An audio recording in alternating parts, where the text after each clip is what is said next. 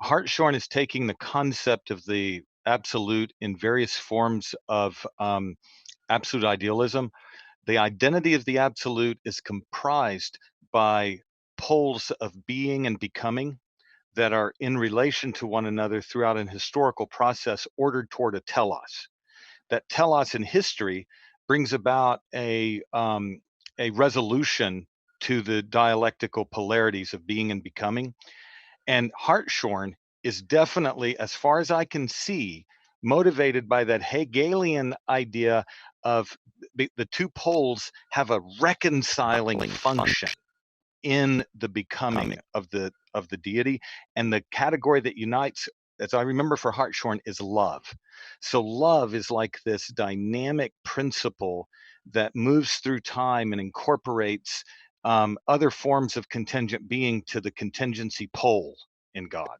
And so whereas for Barth, and we'd have to ask Jim Cassidy this, Barth's dialectic makes direct access to God forever inaccessible and makes the dialectic itself eternal, not moving toward a historical telos, right? Well, very good. Yeah. I think what we could say about theistic mutualism, and I do draw, and maybe this motivated your question, I do draw a little bit of a connection, at least in terms of a basic sort of generic dipolarity between Hartshorne and modern evangelical Calvinists, who seem to have a similar kind of, they don't call it dipolarity because that's sort of toxic language, but it functions like a dipolarity of sorts, even if a very modest dipolarity, in which you have the essence, which is where you locate all the things of confession 2:1, timeless eternity and immutability and passibility, simplicity. And then you have within the self-same divine being a real other pole of being, a relative pole of being, which is where you place things like relations and emotion, divine emotions. And so that you have, I think Bruce Ware calls this a doctrine of relational mutability. That's his language. And you have to ask the question, are these relations, whether you're talking about emotions or some other kind of relation, something else due to a relation, are these real in God? And he's very explicit that these new feelings and that these new emotional responses to the creature are real. That is to say, these aren't just ways of speaking, they really exist. And he says they are real in God. And he's very clear that these exist within God himself. Yet they are not the essence. And so he wants to say, and if I can use the dipolarity model, a very truncated one here, that the essence is where we say God is immutable and unchanging and infinite and all of this. But of course, he's precisely not that way with regard to these other things that are also intrinsic to God, namely newness of relations and newness of emotions.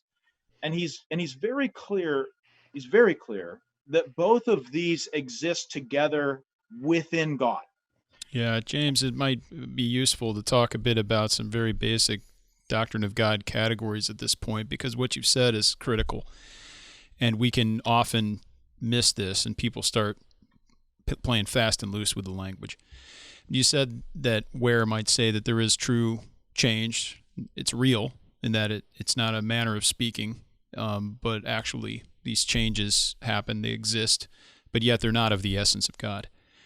So in Orthodox theology, classical theism, God is one essence and three persons. Sometimes the Greek is used, ousia and hypostases, but the persons of the Godhead are seen as three modes of subsistence.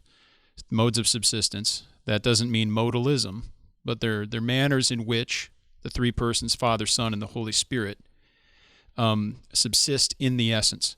And so it's absolutely critical that we understand that there is no point of time, there is no location, there is no consideration or portion of the Trinity, which is God, where we could say there somehow is a portion of the essence that is not mutually co-inhabited by the persons exhaustively.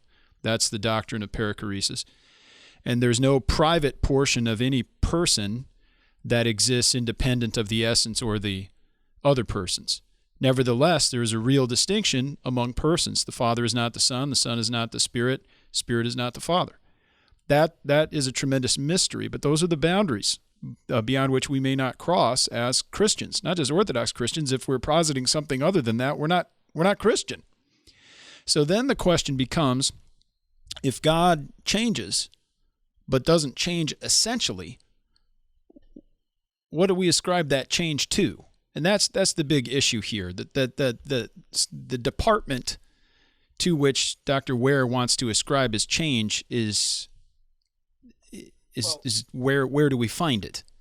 So I'll give you an example. What he's saying is that within the one being of God, there's more than just divinity.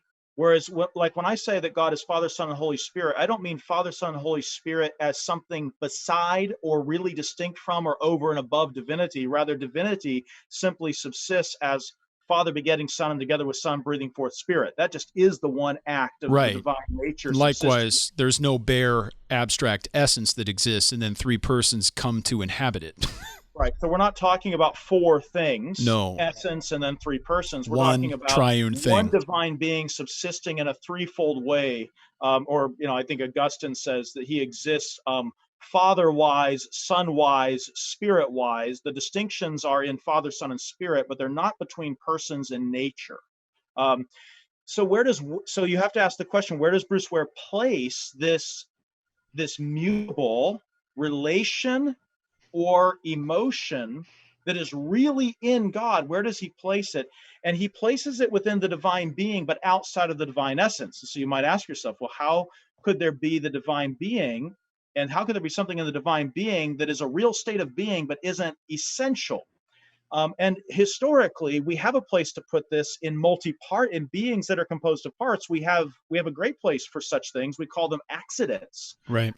Right now, all three of us have the accidental state of being seated at this moment.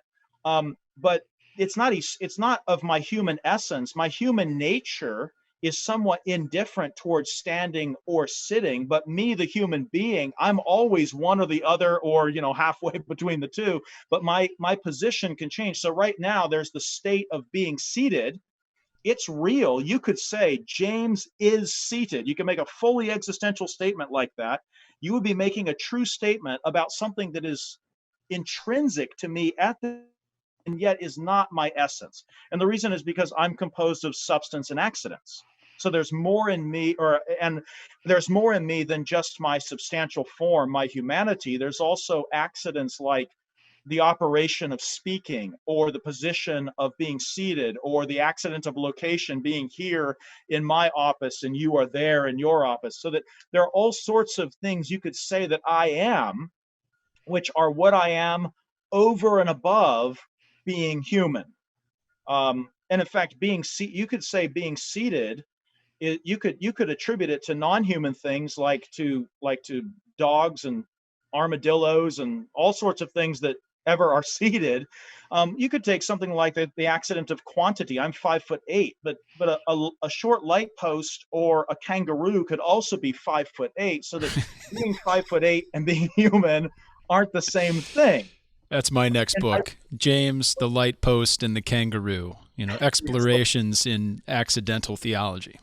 Yeah, that's great. So, but the problem is, as soon as Ware says there are realities in God not identical with his essence, then you immediately have to say that God is composed of divinity plus.